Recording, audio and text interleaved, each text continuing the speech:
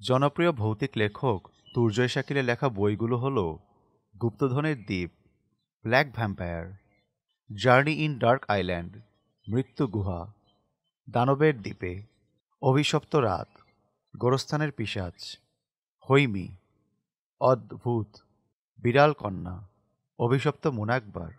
সবগুলো বইয়ের প্রাপ্তিস্থান ঢাকা বইমেলা, কলি প্রকাশনীর 489, 490, 491 এবং 492 নম্বর স্টলে।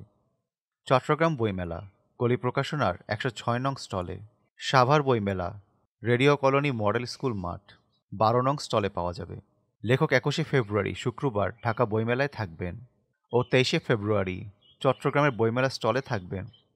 অটোগ্রাফ সহ তার লেখা বইগুলো তখন সংগ্রহ করতে পারবেন।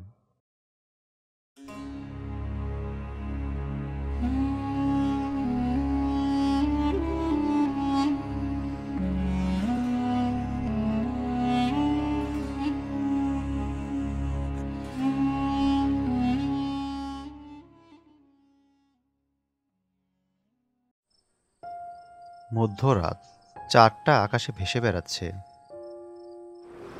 নদীর পানিতে ঢেউয়ে চাঁদের অবয়ব ইচ্ছামতো নাচছে। নুরু নদীতে জাল ফেলে চুপচাপ বসে আছে। নৌকা ভাসছে নিজের ইচ্ছে মতো। একটু পর জাল টানা শুরু করলো নুরু। মাছগুলো জাল থেকে ছাড়িয়ে পাত্রে রাখছে ও। মাছ ধরতে ধরতে ওর নৌকা একটা চরে এসে আটকায়। অনেক পরিশ্রম হয়েছে তখন ওর। নৌকায় বসে কিছুক্ষণ বিশ্রাম নিল ও। তারপর নৌকা থেকে চরে নামলো। আগে কখনো আসেনি ও এই চরে। পুরো চরটা ছোট ঝোপঝাড় আর ফসলের ক্ষেতে ভরা।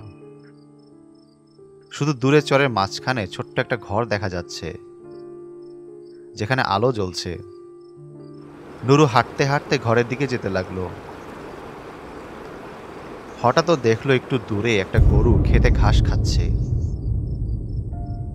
নুরু একটু অবাক হলো, এই জনমানবহীন চরে এত রাতে গরু কোথা থেকে আসলো। একটু সামনে এগিয়ে গিয়ে ও দেখলো গরুটাকে আর কোথাও দেখা যাচ্ছে না। হঠাৎই যেন উধাও হয়ে গেছে। থমকে দাঁড়ায় নুরু। তখন ও দেখলো ওর সামনে সাদা কাপড় পরা কিছু লোক হাঁটছে। নুরুর মাথা যেন ঘুরছে। এতক্ষণ তো ও কাউকে দেখেনি, তাহলে এই লোকগুলো হঠাৎ কোথা থেকে আসলো। লোকগুলো নুরুর দিকে ফিরে তাকালো। সবাই খুবই বিষণ্ণ, আর সবার মুখে অসংখ্য ক্ষত, যেখান থেকে অবিরত রক্ত ঝরছে। নুরু ভয়ে ঘরের দিকে দৌড় দিল। ও ভাবলো ঘরে হয়তো মানুষ আছে। ঊর্ধ্বশ্বাসে ঘরের দিকে ছুটতে লাগলো। ওর কাছে মনে হলো পিছন থেকে কে যেন বারবার ওকে বাধা দিচ্ছে, কিন্তু ও কোনো দিকে না তাকিয়ে সোজা ঘরের দিকে যেতে লাগলো। ঘরের সামনে গিয়ে দরজায় ফুটো দিয়ে উকি দিল। তখন যা দেখলো তাতে ওর রক্ত হিম হয়ে গেল। একটা লাশ ঝুলছে ঘরের ভেতর, আর দুইজন লোক ছুরি দিয়ে কেটে কেটে মৃত মাংসর লাশ খুবলে খুবলে খাচ্ছে। ভয়ে গায়ের লোম দাঁড়িয়ে গেল ওর। আবার উল্টো দিকে দৌড় শুরু করলো নুরু। আশেপাশে কাউকে দেখতে পেল না। দৌড়ে সোজা ও নৌকার কাছে চলে আসলো। কোনো রকমে ঠেলে নৌকাটাকে পানিতে নামিয়ে জোরে জোরে দাঁড় বাইতে লাগলো। নদীর মাঝখানে এসে কিছুটা শান্ত হলো ও, তবে বুক তখনও কাঁপছে ওর। হাত ব্যথা হয়ে গেছে দাঁড় বাইতে বাইতে, তারপরও থামছে না। কিছুক্ষণ পর তীর দেখতে পেল। খুশি মনে এবার ধীরে ধীরে দাঁড় বাইতে লাগলো। তীরের কাছাকাছি আসতেই ও লাফ দিয়ে নৌকা থেকে নামলো। একটু পর চোখ খুলল। চোখ খুলতেই দেখলো সেই ঝুলন্ত লাশটা ওর পায়ে পড়ে আছে। চোখ দুটো খোলা, জিভা বাইরে বের হয়ে আছে। নুরু ভয় চিৎকার করে উঠল। চারপাশে তাকিয়ে ও বুঝতে পারল সে ঘুরে ফিরে আবার আগের চরেই চলে আসছে। দৌড়ে সে নৌকায় গেল। নৌকায় উল্টো দিকে ফিরে দুজন লোক বসে আছে। নুরু নৌকায় উঠতেই লোকগুলো ওর দিকে ফিরে তাকালো। লোকগুলোর মুখে একটুও চামড়া বা মাংস নেই, শুধু কোটরের চোখ দুটো রক্তের ন্যায় জ্বলজ্বল করছে। চারপাশের বাতাসে তাজা মানুষের রক্ত আর মাংসের গন্ধে ভেসে বেড়াচ্ছে। আর সহ্য হলো না নুরুর। জ্ঞান হারিয়ে লুটিয়ে পড়ল সে।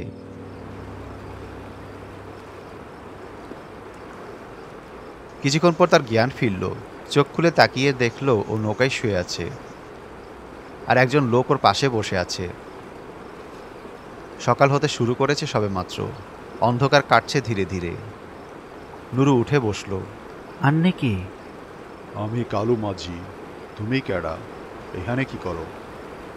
তখন নুরু ঘটে যাওয়া ভয়ঙ্কর ঘটনাগুলো বলল সব।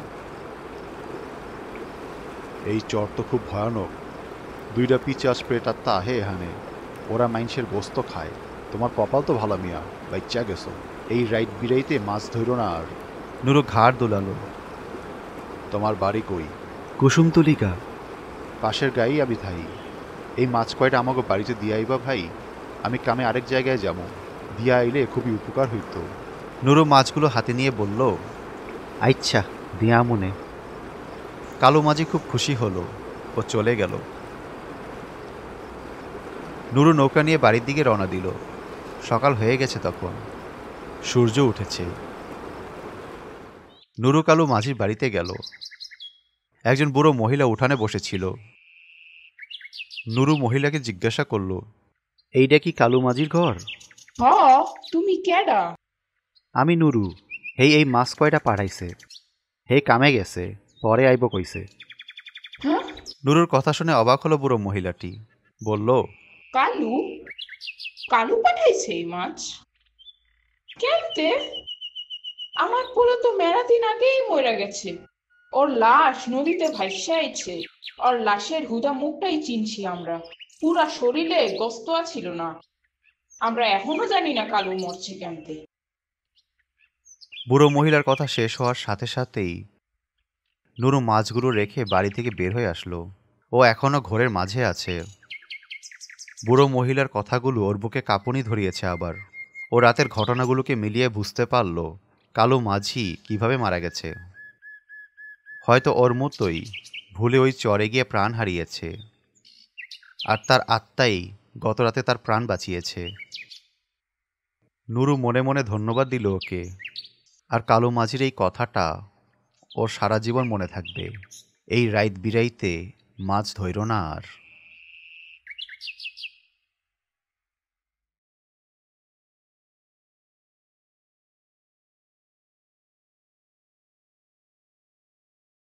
Animated stories, best channel you ever seen.